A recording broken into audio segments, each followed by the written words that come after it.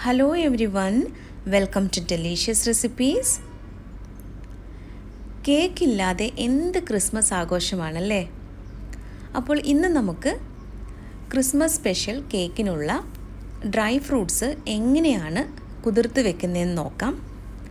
ആദ്യം ഇതിനാവശ്യമായിട്ടുള്ള ഇൻഗ്രീഡിയൻസ് എന്തൊക്കെയാണെന്ന് നോക്കാം. ഞാനിവിടെ കുറച്ച് ഡ്രൈ ഫ്രൂട്ട്സ് എടുത്ത് വെച്ചിട്ടുണ്ട്. 1/3 കപ്പ് ടൂട്ടി ഫ്രൂട്ടിയാണിത്.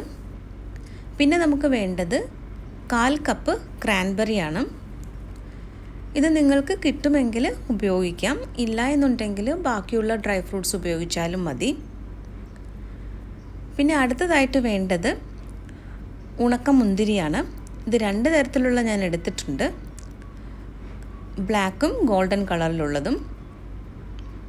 കൂടുതലെടുത്തത് കറുത്ത ഉണക്കമുന്തിരിയാണ്.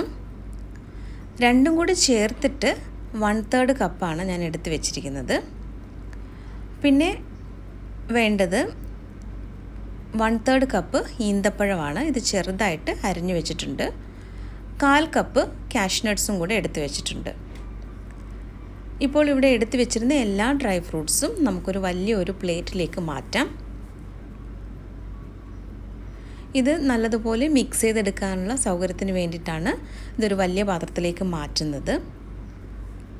ഞാൻ നേരത്തെ പറഞ്ഞുവല്ലോ, ഉണക്കമുന്തിരി ബ്ലാക്കും ഗോൾഡൻ കളറും രണ്ടും കൂടി ചേർത്തിട്ടാണ് 1/3 കപ്പ് എടുത്തത്. അതുപോലെ ഈ ഈന്തപ്പഴവും കാഷ്യൂനട്ട്സും ചെറുതായിട്ട് തന്നെ അരിഞ്ഞെടുക്കണം. നമ്മളിത് വൈനിൽ കുതിർത്ത് വയ്ക്കുമ്പോൾ ഈ ഡ്രൈ ഫ്രൂട്ട്സ് നല്ലതുപോലെ വൈൻ അബ്സോർബ് ചെയ്തിട്ട് അത് വലുതായിട്ട് വരും. അതുകൊണ്ട് ഇത് ചെറുതായിട്ട് തന്നെ ഈ കാഷ്യൂനട്ട്സും ഡേറ്റ്സും അരിഞ്ഞെടുക്കാനായിട്ട് പ്രത്യേകം ശ്രദ്ധിക്കണം. ഇനി ഇത് നന്നായിട്ടൊന്ന് മിക്സ് ചെയ്തെടുക്കണം. എല്ലാ ഡ്രൈ ഫ്രൂട്ട്സും നല്ലതുപോലെ ഒന്ന് ഇളക്കി മിക്സ് ചെയ്തെടുക്കാം.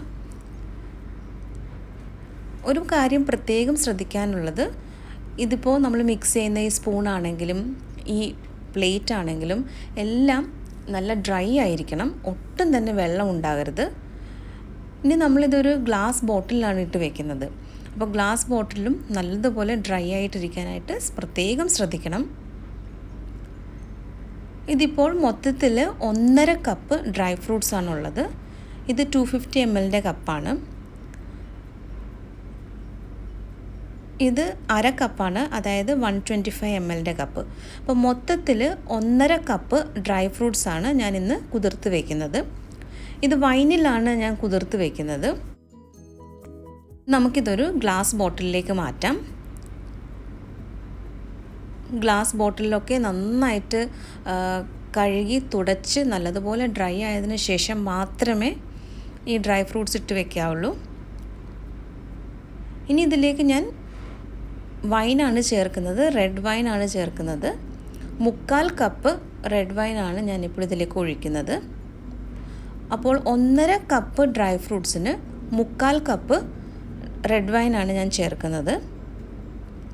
ഇത് ഡ്രൈ ഫ്രൂട്ട്സ് മുങ്ങിക്കിടക്കത്തക്ക രീതിയിൽ വേണം വൈൻ ഒഴിച്ചു കൊടുക്കേണ്ടത്.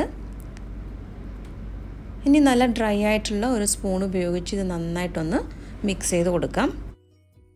ഇത് നല്ലതുപോലെ മിക്സ് ചെയ്തെടുത്ത ശേഷം ഇത് അടച്ച് മാറ്റി വയ്ക്കാം. അധികം സൂര്യപ്രകാശം കടക്കാത്ത ഒരിടത്തേക്ക് വേണം മാറ്റി വയ്ക്കേണ്ടത്. നല്ല എയർ ടൈറ്റ് ആയിട്ടുള്ള ഒരു ബോട്ടിലിൽ വേണം ഇത് വെക്കേണ്ടത്. എല്ലാ ദിവസവും ഇതൊന്ന് ഷേക്ക് ചെയ്ത് കൊടുക്കാനായിട്ട് മറക്കരുത്. ഇത് ഒരാഴ്ചയോ 2 ആഴ്ചയോ അല്ലെങ്കിൽ 1 മാസമോ നിങ്ങൾക്കിതുപോലെ ഡ്രൈ ഫ്രൂട്ട്സ് കുതിർത്ത് വയ്ക്കാം. ഞാനിപ്പോൾ ഇത് ഒരാഴ്ചയാണ് കുതിർത്ത് വയ്ക്കാനായിട്ട് ഉദ്ദേശിക്കുന്നത്. ഒരാഴ്ചയ്ക്ക് ശേഷം നമ്മുടെ ക്രിസ്മസ് സ്പെഷ്യൽ കേക്ക് ഞാൻ തയ്യാറാക്കുന്നുണ്ട്. ആ വീഡിയോയും കൂടി ഞാൻ പോസ്റ്റ് ചെയ്യുന്നുണ്ട്. അപ്പോൾ ഈ രീതിയിലാണ് നമ്മുടെ ക്രിസ്മസ് സ്പെഷ്യൽ കേക്കിനുള്ള ഡ്രൈ ഫ്രൂട്ട്സ് കുതിർക്കുന്നത്. ഇന്നത്തെ ഈ വീഡിയോ എല്ലാവർക്കും ഇഷ്ടമായെന്ന് കരുതുന്നു. മറ്റൊരു നല്ല റെസിപ്പിയുമായിട്ട് വീണ്ടും വരാം. താങ്ക്